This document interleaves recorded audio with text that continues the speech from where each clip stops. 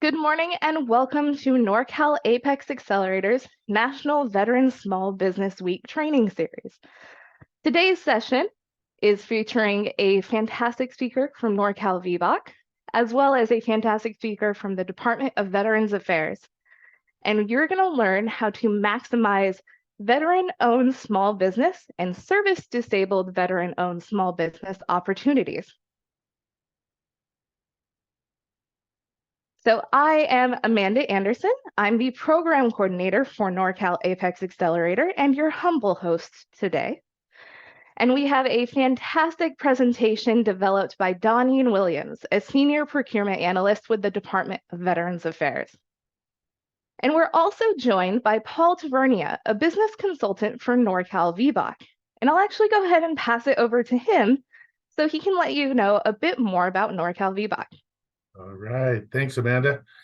Yes, Amanda mentioned, my name is Paul Tavernia. I'm one of the counselors here, consultants, if you will, with the Norcal VBOC.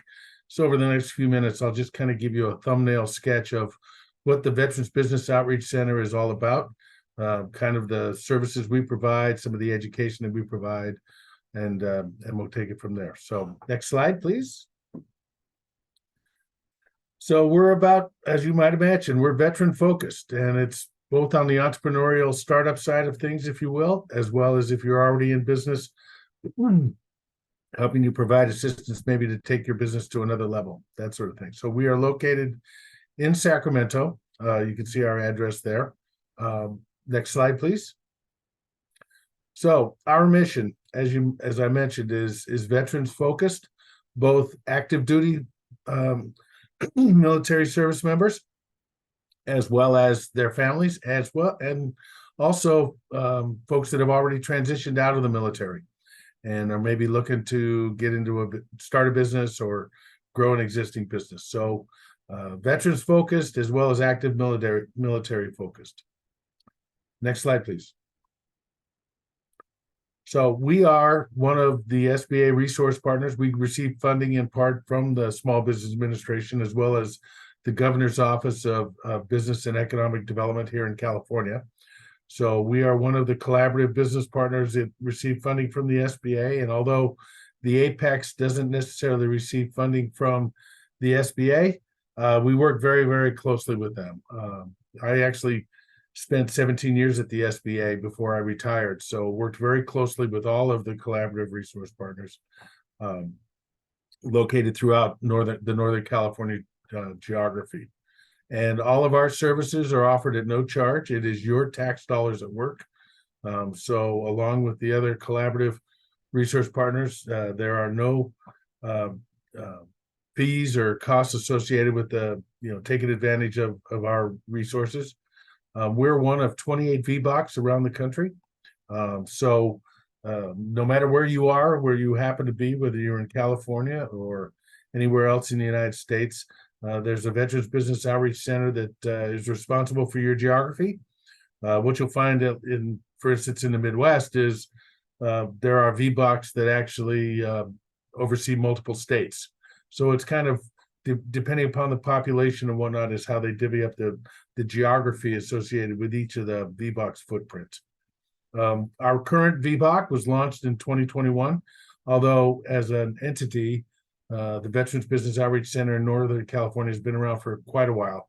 In fact, when I was working at the SBA for many, many years, I was working with the Norcal VBOC. But this particular version, if you will, launched in 2021, and we are growing.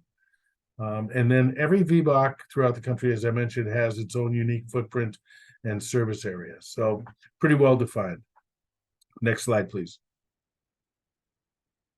So in terms of active military, these are the bases that we support here in Northern California. And you can see that you can see the counties listed that we're responsible for. So we cover about 3/4 of the state. So we've got a very large geography. And you can see the Air Force bases or the military bases that we support. I teach classes at both Beale Air Force Base and Travis Air Force Base. And my colleague Pete down in Fresno covers Lemoore and Monterey and China Lake. So divvy up the responsibilities, if you will, for providing on-base education. Next slide, please. So how do we help our clients? Certainly we do one-on-one consulting and mentorship, if you will, and that's a lot of what I do. We are a small but mighty organization, so a lot of times we will take it as far as we can, and then perhaps refer our clients to other collaborative resource partners that maybe have more bandwidth or specific expertise to give them the assistance they're looking for. But in addition to the one-on-one consulting, we also provide education. We have workshops that I'll show you here in a minute in terms of ongoing education that we have, as well as business plan assistance, helping you kind of formulate a business plan, check feasibility. It's a function of let's have a conversation and figure out where you're at and kind of what it's going to take to get you where you want to go, and help you realize, determine feasibility, whether it makes sense, what your go-to-market strategy might be, that sort of thing. Both in-person and online training. Like I said, the in-person training is taught on base. The online training classes are, typically conducted via Zoom and eligible for anyone, throughout our geography. But you'll find that we also have collaborative programs with the Southern California VBOC as well. So we'll have clients and people tuning in from all over the state. And like I mentioned before, a lot of what we do is help our clients understand what other resources and local programs might be available for them, which is a large part of what we do. And then, we're growing in terms of our offerings. We're going to grow. We're in the process of adding to our staff, and I'll talk a little bit about some of the new things we're going to be rolling out as well. Next slide, please. So here's a list of the workshops that we offer. I teach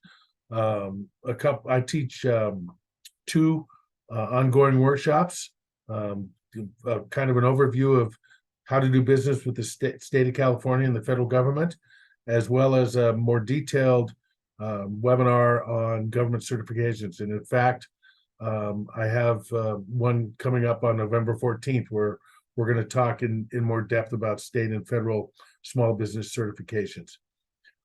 We do a business plans in action class. So Daryl Steele on our staff teaches that, and it's kind of getting started with understanding all of the components that go into a fully developed business plan. We've got a veteran grown series that is kind of rolling out, started earlier this year, kind of focused on veterans that may want to get into the agricultural industry.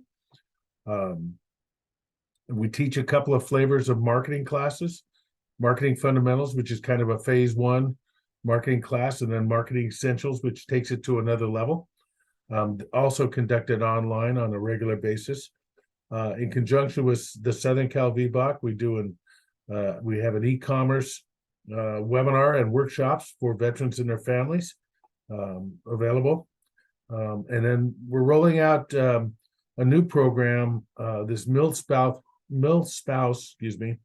Pathway to Business program. So that's kind of they're kind of working on that right now. You'll see that in the not too distant future, because of just helping military spouses that kind of move around quite a bit. Maybe think about trying to start, if you will, and grow a sustainable business, even though they're maybe subject to some relocation challenges from time to time. We also teach a Boots to Business Reboot class, which is an all-day online class. And as a result of that, it's a full day, basically a distillation of the 2-day on-base Boots to Business class that we teach at the military installations. And then from that, once you've done that, let's say you've already transitioned out of the military, you take the Boots to Business Reboot class, then you're eligible for the Revenue Readiness program, which is actually like a 4 or 6 week cohort to really help you with colleagues and peers, if you will, really take a serious look at growing your business. that sort of thing. So visit our website, norcalvboc.org. If you go to workshops and events, you can get to our complete calendar of upcoming events. Next slide, please. This is where we're growing. We're actually going to add where the plan is to add a couple of folks to our staff focused on kind of the financial aspects of things, in terms of, specifically taking a business plan and helping you create financial projections, which are absolutely critical if you go to seek outside funding of any sort, talking to any kind of a financial institution. So we're going to bring on some resources to help our clients a little bit deeper with the financial side of their business.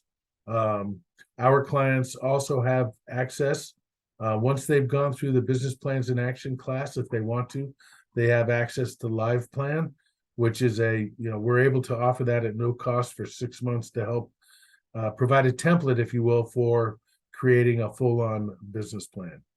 And then IBIS World, I'm not really that familiar with it, but I think another resource available for you as you kind of assess your market, your marketplace, your customer space, that sort of thing. Next slide, please. Boots to Business Reboot, we talked about that.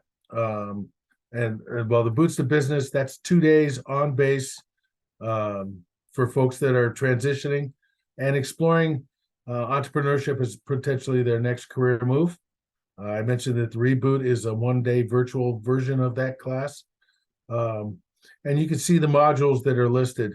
And it's all kind of geared towards understanding what's involved with business creation, if you will, and then kind of kickstarting the business planning process on what you should kind of plan on including in your business plan. And then we also talk about all of the other ancillary support organizations that are available for you.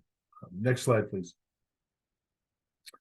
So, net message. If you're in the military or you've been in the military and have transitioned out, the skills and the mindset and the discipline and everything that you've learned as being a member of the military community translates very well into entrepreneurship.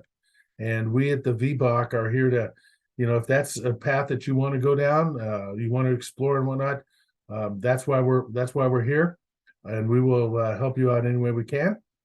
So just something to think about. Next slide, please. And so there we are. NorcalVBOC.org. That's our website. It has a lot of information, and from there you can sign up for one-on-one consulting services and view our workshops and sign up for the workshops right then and there. Okay, next slide. I think that's it, and I will hand it back to you. Fantastic. Thank you so much, Paul, especially for making time to join us this morning. I know VBOC is doing their whole workshop series for National Veterans Small Business Week. So thank you for making the time. It's fantastic that we can provide these resources to our folks in the audience today. My pleasure. And before we pass it off to Doneen for the real meat and potatoes of this presentation, I just want to take a couple minutes to let you know about how Norcal APEX Accelerator can help you with government contracting and be another free resource for your business. So a little bit of background about the APEX Accelerator program, which is a nationwide program. So whether you're joining us from Southern California or all the way over in New York or Florida, you may not be able to work with Norcal APEX Accelerator, but there is an APEX Accelerator near you that offers the same no-cost services for government contracting assistance. Now, what are those services? Well, at Norcal APEX Accelerator, we offer our services to the northern coastal counties of California, and we offer them through 3 main pillars. We offer one-on-one counseling through Zoom or in person at our Cal Poly Humboldt office. And this is where you can sit down with a counselor one-on-one and go through any kind of procurement or contracting hurdles or issues you may be facing. I did see in chat someone is asking about some sam.gov headaches, and that's where our counselors can come in. So if you are having SAM issues, connect with your local APEX Accelerator and get in on this one-on-one counseling to get through that SAM registration. We can help you with what kind of paperwork you need to helping you submit the final registrations and anything beyond that to contract compliance once you win your first one. Another pillar of our services is our custom bid matching program. This is a program that we pay for and offer to our clients at absolutely no cost. And this program allows you to set up essentially an account with keywords that this software uses to scour all of the procurement websites from local to state to federal, and it'll intelligently, to the point of technology, it'll send you an email with relevant bid opportunities based on the criteria you set down in your account. So that could be anything from industry to like products and services, like or location that you want to perform the work. So that can take a lot of the headache of finding good opportunities for your business out of government contracting.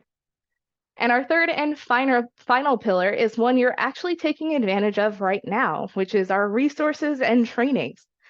Just like Norcal VBOC, we do a ton of trainings throughout the year. And we also have a very robust website with a ton of links to not only procurement sites for local, state, and federal agencies, but for your certifications to become more competitive for these contracts. So even if you are out of our service area, out of the state of California, you can access all of our resources. There's the words. You can access all of our resources on our website at absolutely no cost, whether that's signing up for our next trainings or checking out all of those different resource pages to make sure that you know what's going on with government contracting. And with that, I do want to read a bit of disclosure because we do record these events. The information provided herein is accurate to the best of the presenter's ability at the time of this presentation. Some or all of the provisions mentioned herein could or may be changed by the current administration with or without prior notice. So with that out of the way, I will go ahead and pass it off to Donnie Williams, the Senior Procurement Analyst and Small Business Liaison for the Department of Veterans Affairs. Hey, thanks, Amanda. I really appreciate that. And thanks, Paul.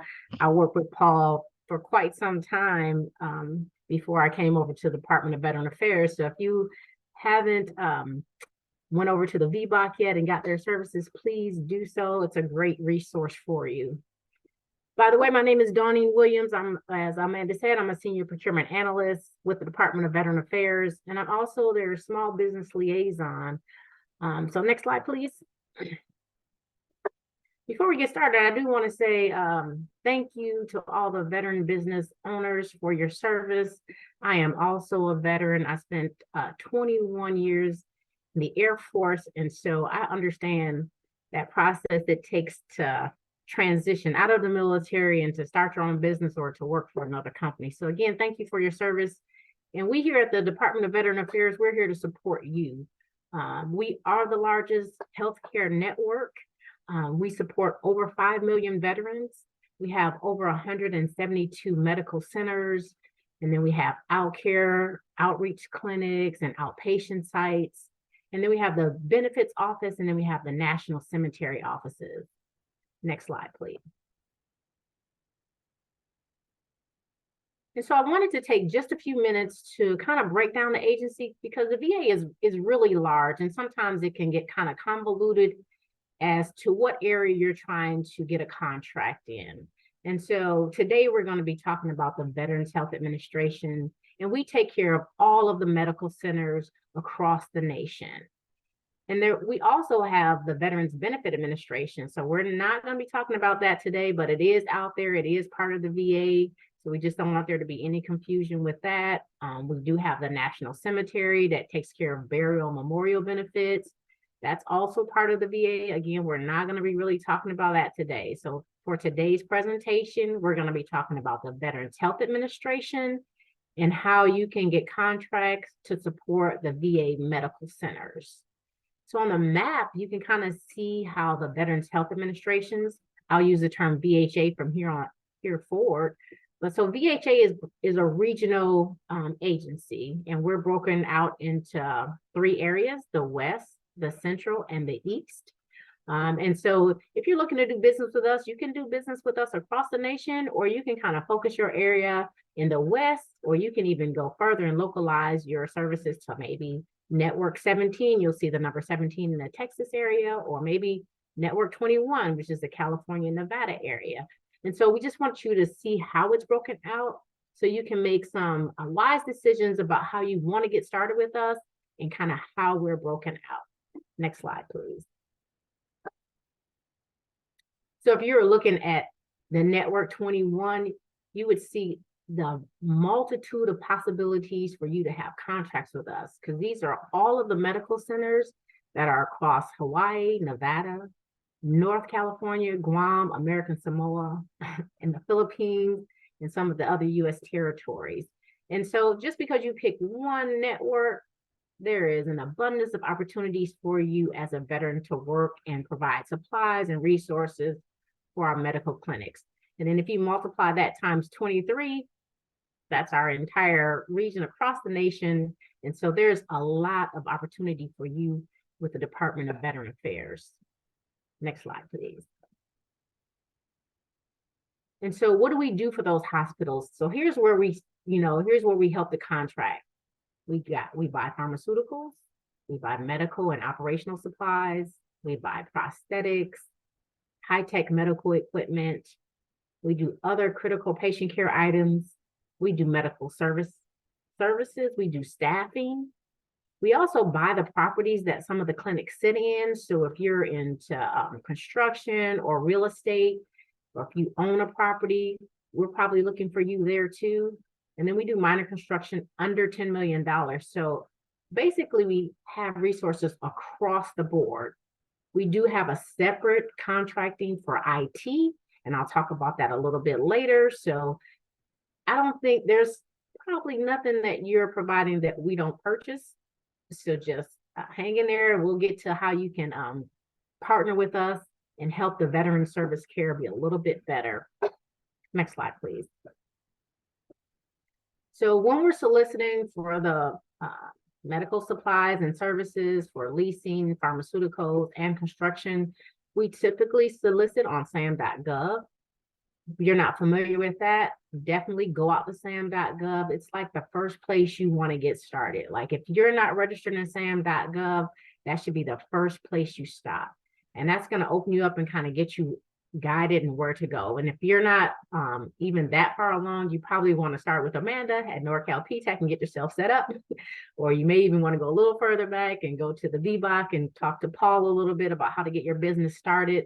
And then once you're through those 2 programs, then you want to flip over to us and we'll start looking at ways to help you respond to solicitations and get your business up and running. So then once you're up and running, you're all registered and you're ready to go. You're going to be looking at like, where does the VA solicit? So we solicit right there on SAM.gov. So at that point, you should kind of be familiar with that site. But here are some other places that we also solicit. So for our medical and surgical prime supplies, so like dental equipment, labs, all of the medical little tiny things, Band-Aids, handcuffs, everything that you would see in the hospital, we have what's called a medical surgical prime vendor site, msdp.gov, you see here. And we have some prime vendors that you could consider becoming a sub to. So if you're providing medical supplies and equipment, make sure you go and check out this msdp.gov site. See who our prime vendors are and see how you can get in and become a sub underneath them. That's a great way to get your foot in the door if you're just starting out with the VA. We also have a Federal Supply Schedule or GSA schedule. We use the terms interchangeably here. But so again, if you're interested in starting a GSA schedule, this is where the prices have already been pre-negotiated. So you don't want to just keep going through the rigmarole of going out to sam.gov each time. You can get a kind of a standard contract, get all your pricing set up, get everything together on the GSA schedule. If you're not familiar with it, make sure you go check it out. And then this way we can just come right to you. All the prices are pre-negotiated, and then we just click out there and you become a partner with us. We also kind of forecast what we have coming for the upcoming years. I left FY23 on here for now because we're just getting started with FY24, but each year it's updated. So you can go out to our forecast of opportunities site. You can just go to VA forecast of opportunities and look at that. And again, you can look by the networks. You can like, oh, I want to see what's going on in network 17 or network 21 and see what they have upcoming in terms of construction or medical supplies. You just look right out there. You can see what we have coming for the next 4 quarters of FY24. And then you can just kind of plan in advance. You can also see who the contracting officer is. And so maybe you have questions about something that's going to be happening later in the year and you want to kind of get yourself ready for that. And so you just go out there, you can reach out to that contracting officer, like, hey, I'm interested in this. It also talks about whether if we're thinking about setting it aside for like a veteran-owned business or a small business, so you can get all your questions answered way early and that you're way ahead of the game when it's time for that requirement to hit the streets and actually get on sam.gov. So if you've never looked out at the forecast of opportunities, I also recommend you start doing that. Next slide, please. So I do want to let you know that most of the federal agencies, I should say all the federal agencies, we have small business goals each year that we're required, or we at least try to meet. We're supposed to be meeting them, and so far we're doing pretty good. You can see what the goals are across the top. All of our agencies are meeting the SDVOSB and VOSB goals. Where you see the red down in the region of the West, that's where we buy our CBOC, our medical centers or our leasing. So that might be a little bit red because it's a little bit harder. But for all of our medical supplies and all of our other procurements, we're green across the board. So we are spending money with our veteran-owned businesses to the tune of like $3 billion. So there is opportunity for you there. Sometimes we fall a little bit short in women-owned and hub-zone. And in the next couple of slides, I'll show you why that might be the case. Next slide, please. So on this slide, I'm just going to start with the little green chart. So the green chart shows how the VA is required to prioritize its buying. So by law, the VA, we must consider service-disabled, veteran-owned small businesses first. So if I want to go buy a chair, I must first consider if there are 2 or more service-disabled, veteran-owned small businesses that can provide the chair at a reasonable price, and those 2 service-disabled veterans are going to submit an offer. If I find 2, then I'll do a set-aside just for the service-disabled veterans only. If I can't find 2 service-disabled veterans, then I must consider 2 veterans. Now that can be 1 service-disabled veteran and 1 veteran-owned small business, still both veteran-owned small businesses. And if I find 2 of those, then I must do a set-aside for veteran-owned small business. And it just continues to go on down that line. So you can see that hub-zoned and women-owned fall beneath on that order.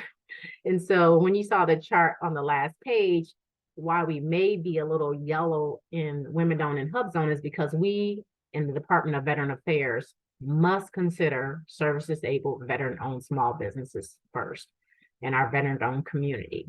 So this is great for all of you who are veterans, because you're like, how can I get a set-aside with the VA because they must consider me?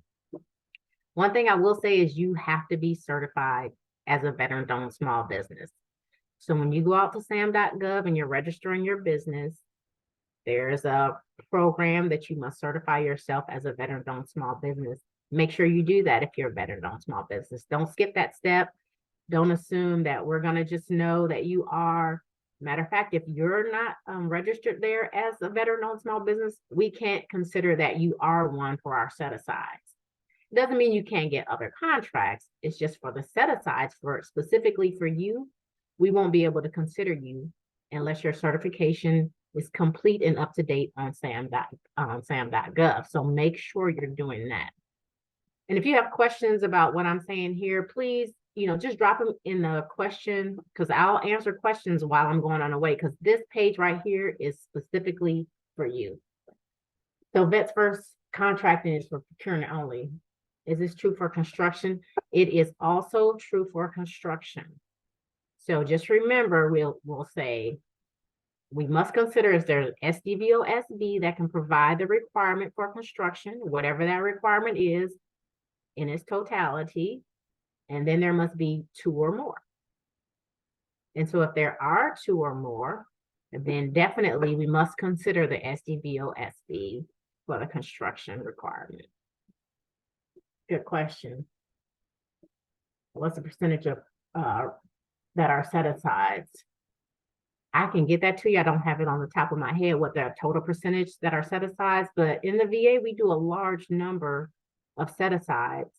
And the most important thing about set asides is in the VA, here's something else that you should I'll try to foot stamp this. So in the VA, we're trying to determine if we have 2 or more service disabled veterans or 2 or more veterans. And the way we do that is when we solicit, we'll put out a request for information, and during those RFIs or requests for information, we ask, we're about to buy 2 chairs. Are there any veteran-owned or service-disabled veteran-owned small businesses that are interested? And so if no one responds, there may be an assumption that there are not 2 or more. So when it comes to contracting with the VA, whenever you see a request for proposal or a request for information, make sure you take a look at it. Because if none of the service-disabled veterans respond, then we may assume that they're not out there, and then we may move on to the next lower rank on this chart here. So always look for that. Talked about the rule of 2. Talk about, and this, I do want to say this rule right here is unique to the VA. It's not across all federal agencies. This is particular to the VA. And even though we have this rule, it doesn't mean that you can't do contracting with the VA if you're not a veteran. It just means that whenever we do a set aside for veteran-owned businesses, you won't be able to compete in that arena. We have a ton of requirements that are not set aside as well. And so there's plenty of opportunity for you to compete just as a small business or hubs-owned, woman-owned, large business. We have, contracting opportunities for all of our small and large businesses across the board.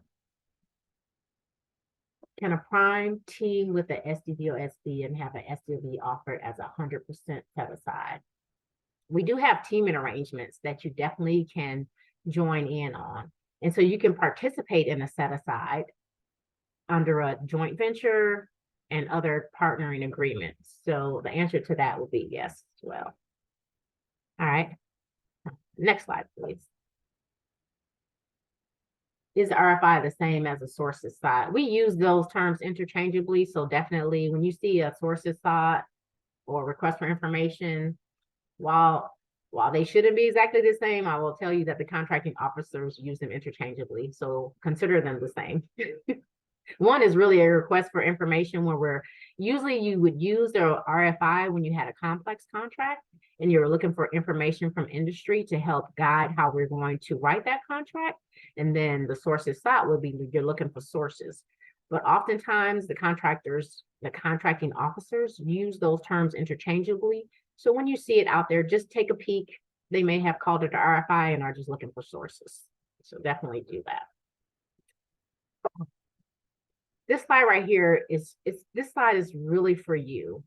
If you didn't understand a word I was saying today and you're like, what is she talking about? Like, I did not get any of that. We have a new site that's called Pathfinder.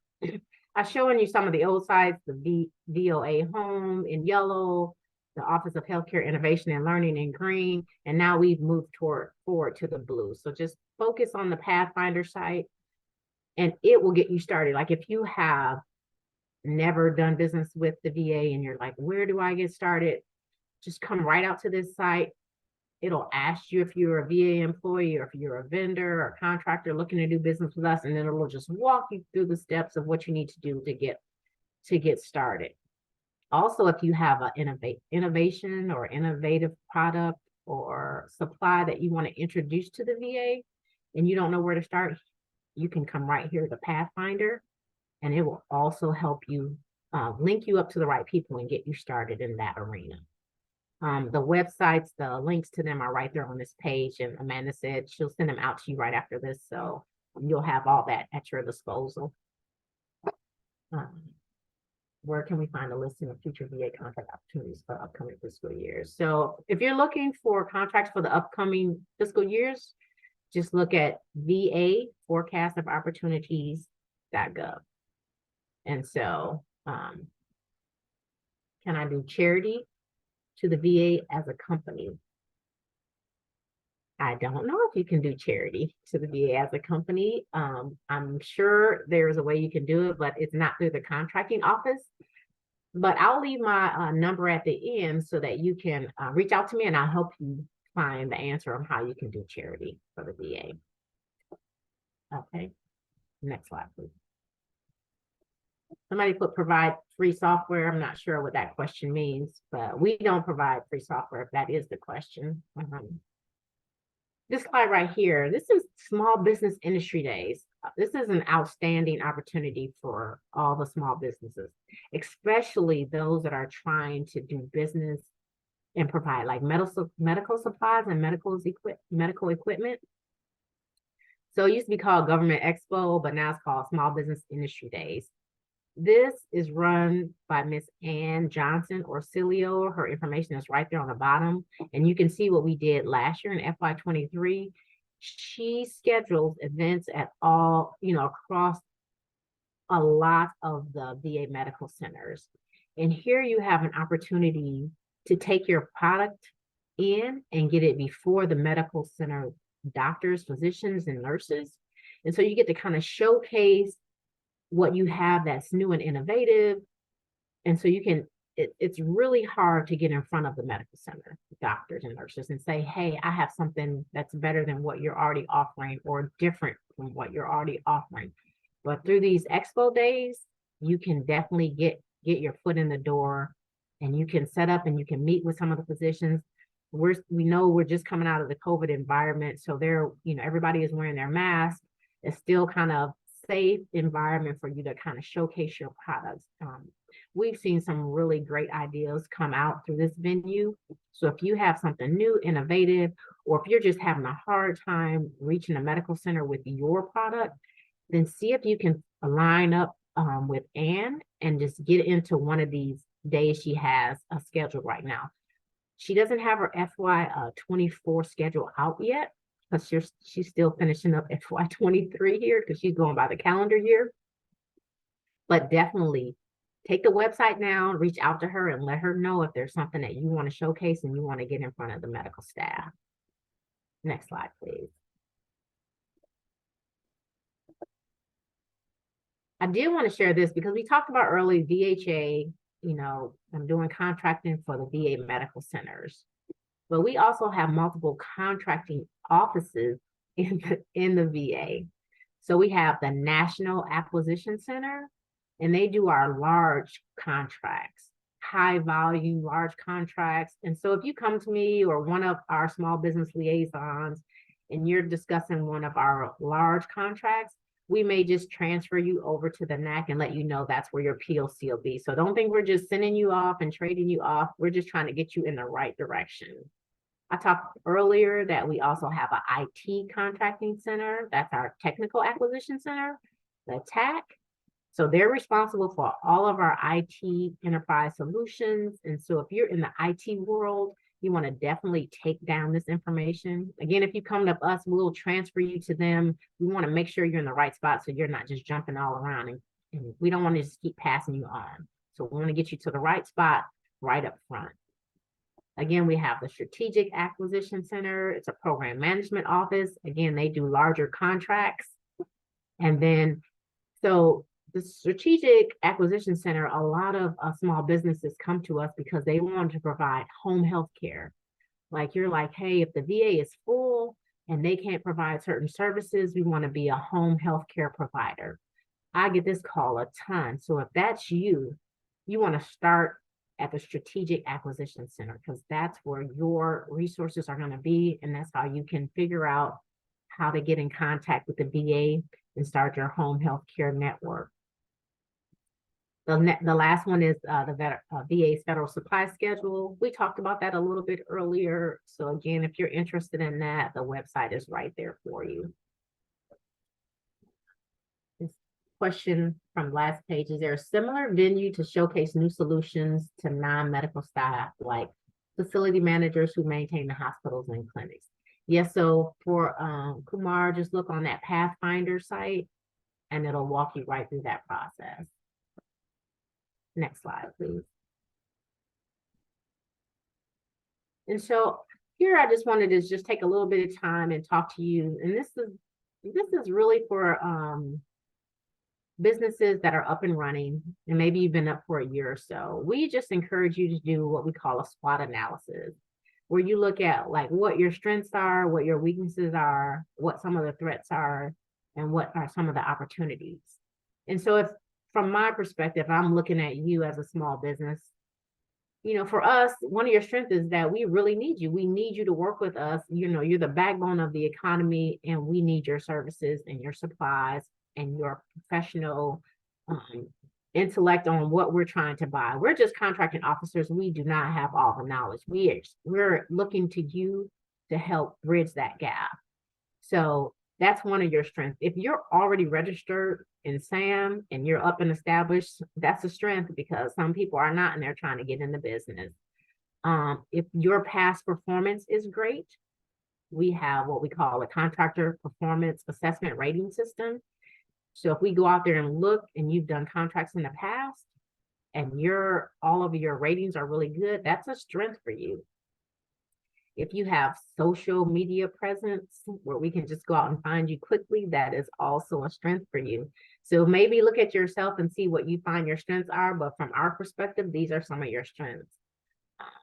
Weaknesses, you have to look at your weaknesses because there's no other way to get better, right? You got to know what you're doing wrong so you can get better. Some of the things that we found is some of the companies have a strong dependence on past practices, like it always worked, but you know, we're ever changing.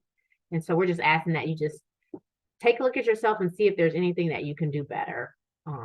Is your staff trained and up to par?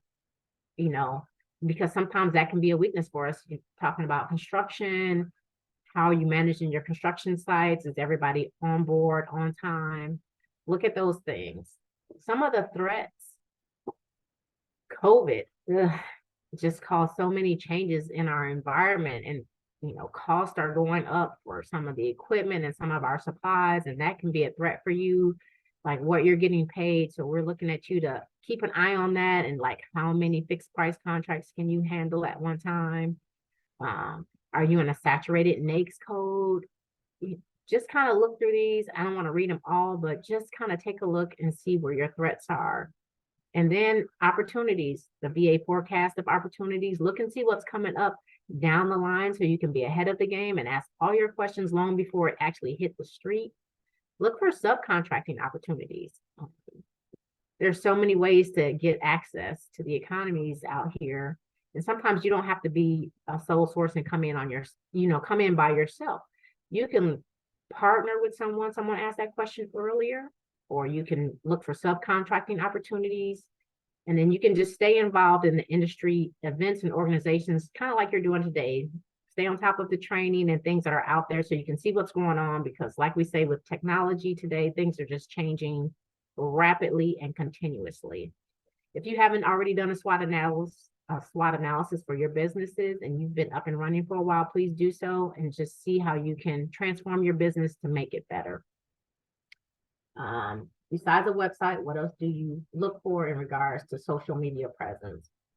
basically for us, we're looking for the website. That's what we're looking for, so that we can reach out to you, we can find you, we can see what your NAICS codes are, where you're strong in your industry.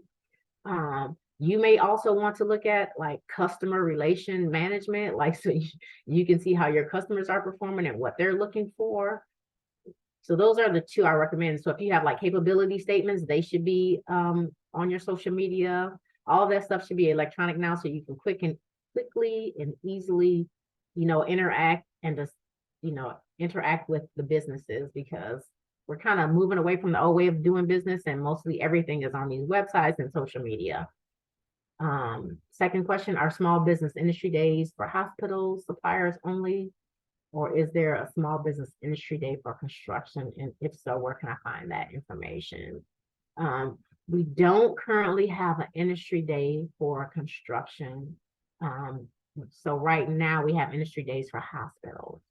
If you're looking to do some type of industry day for construction, reach out to me. Maybe it's something that we can set up as a community. We don't have, like right now we're going out to an event in Texas, and it's construction focused, but the VA is actually not hosting it. It's the Society of American Military Engineers, or the SAMI group, that's hosting it. And so it is kind of an industry event. It's just not being hosted by the VA, but the VA is going to be there to engage. And so there are construction industry days out there, but the VA itself doesn't currently have one. However, if you're interested in having one, I can look and see if we can set that up for you, because we're just as interested in getting to know you as you are into getting to know us. All right, next slide for me, please. This is just another slide to kind of help you think about ways that you can better manage or maximize how you manage your business, especially in the kind of trying times that we're in now. A lot of people are like, hey, I can't live on the old dollar that I used to live on. I need to get paid on time, especially when I'm working with the federal government. Otherwise it's going to take my small business out of business. And so we wanted you to think about some things before award, during award, and then after award. So before award, one of the things we want you to think about is kind of minimizing your risk, and think about how many fixed price contracts you're willing to accept, and make sure you don't get outside your comfort zone. Because on a fixed price contract, the bulk of the risk is with the contractor and not with the government. And we mostly do fixed price contracts, and so you're probably going to get one of those, but we just want to make sure you don't take too many on, and then you're kind of putting yourself at risk there. So you can just kind of read through these and just kind of see where we're recommending you take look at things before award. Again, we want you to consider subcontracting opportunities and marketing with the prime or teaming arrangements. We want you to consider automation to keep your costs down. Consider your business strategy is huge. Like, now this is for the new companies. Something to think about before the award is, are you better than the rest, or are you different from the rest? Because you should be one of these as you come in, especially if you're in a saturated market. How can you set yourself apart? A question, I'm an engineering firm and I want to win some procurement contracts for funding. Would the VA not consider me for that reason? We wouldn't. So if we put out a solicitation and then you respond to the solicitation, we won't go any further than that as to your reasoning why you're trying to win a contract. So our decision is going to be based on your response to a solicitation that we have, and not your reason behind it, if that makes sense. Okay. What are the top 3 saturated markets in your experience? I forgot the NAICS number now that you asked me that question. But supplies is huge as far as being a saturated market. I think it's 311 or like 913. I'll have to look it up. I'll get those to you, Daniel. I'll get you the 3 top saturated markets for the VA. An engineering firm selling medical devices. Okay. Yeah, again, so if you're selling, again, when we put the solicitation out there and you respond to the solicitation, if you're an engineering firm and you sell medical devices, again, we're gonna just review your proposal. We're not gonna dig too far. Now, if we come across and be like, oh, it doesn't fit our requirement, yeah, we might be like, that's not their primary business and it doesn't look like a good fit. But if it fits, yeah, we're not gonna be like, oh, they're an engineering firm though, and they're selling medical devices. But we are gonna look, like, we're gonna look at what you're providing, and we're gonna do a technical review. And so you might get weeded out in that process. It just depends on how your business is set up and if that's your primary, that's your primary business and it comes across that way, you could get in. But if it doesn't come across and it comes across that you're doing more engineering and you can't meet the needs of the requirement as it's solicited, then you may not make the cut.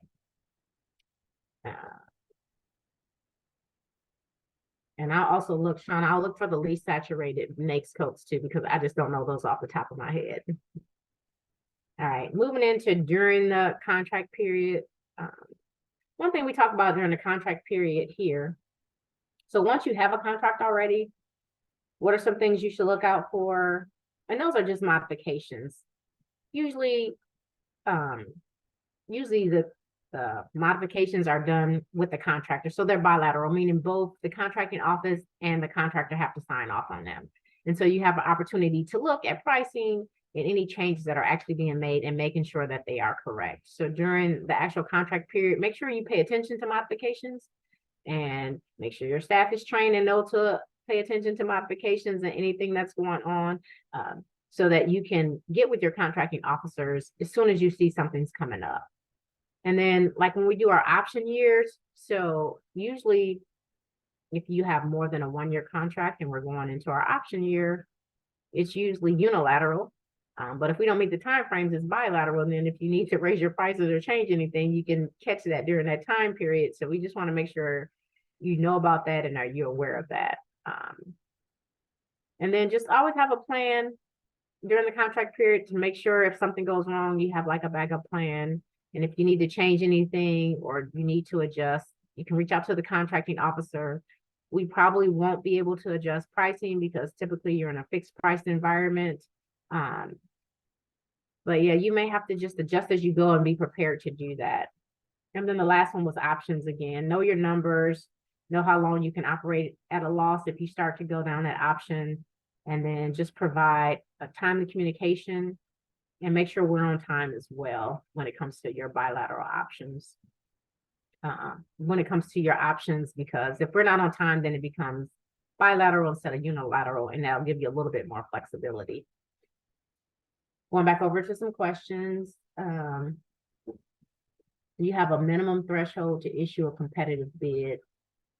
How do you select vendors from non-competitive awards?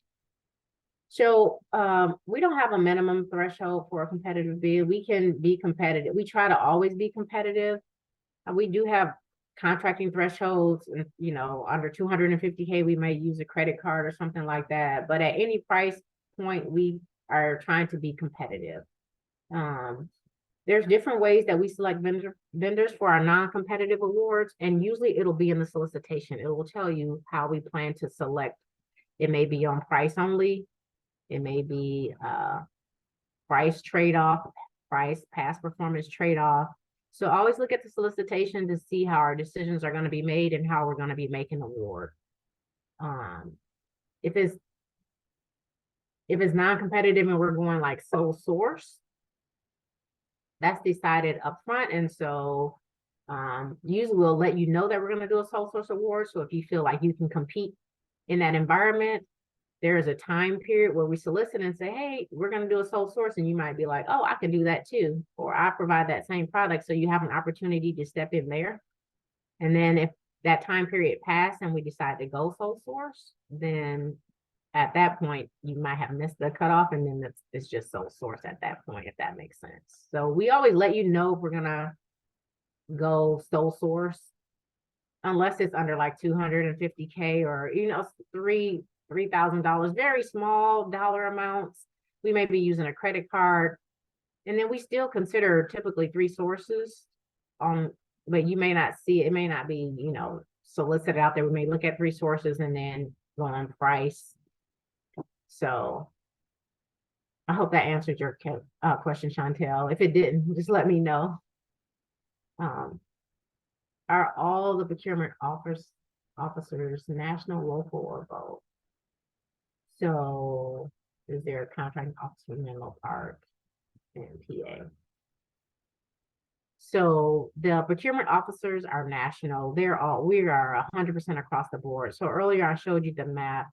And we had the networks 1 through 22, and then we have contracting officers spread throughout them all. I believe there's a page, if we may not have gotten to it yet, and it shows you all the small business liaisons across the nation. And so you'll be able to find the one for Menlo Park and PA there. And then you can reach out to that small business liaison and you can find out, you can just ask all the questions you want to know about contracting in that area. All right. Next slide, please. So that kind of wraps it up, but really I'm here for you guys. So if you have other questions about contracting with the Department of Veteran Affairs, now's a great time to just ask any of those questions. I'm sitting here for you. So any questions, anything you need clarity on that I went over, just throw it in the chat box now, or the Q&A. Make sure I say that correctly.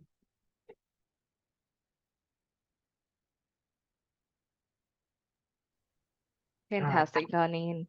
Yes. And we are coming up on the top of the hour. 11 o'clock is coming fast. So we'll go ahead and move forward. Thank you so much, Doneen, for this fantastic presentation. You got through so much information and so many great questions. So before I do let all of our audience go for the rest of the day, I want to let you know that Norcal APEX Accelerator, as well as Norcal VBOC, has a ton of events both this week and coming up. So you can go ahead and check out APEX Accelerator events. I just dropped that link in chat. And since we did Q&A throughout the event, all that is left with our time is to thank you all so much for joining us. And thank you, Paul and Doneen, for joining us as well. Both of your presentations had so much good information and resources to connect with. So thank you for taking the time. My pleasure. Glad to be part of it. Thank you. Of course. And for the folks in the audience, thank you so much for joining us this morning. When you exit out of this webinar, you will be directed to our feedback survey. And I do hope you'll take a minute or two to fill that out. We highly value any feedback on our events because we do these events for you in the same way that Doneen is here to help you and Paul is here to help you. These webinars and these trainings are for you. So please let us know if we're hitting the mark with content, timing, presenting at a level you can understand, or if we're not. We would be happy to adjust and become better and better and become an even greater resource for you and our local businesses. So again, thank you all so much, and I hope you have a fantastic rest of your day.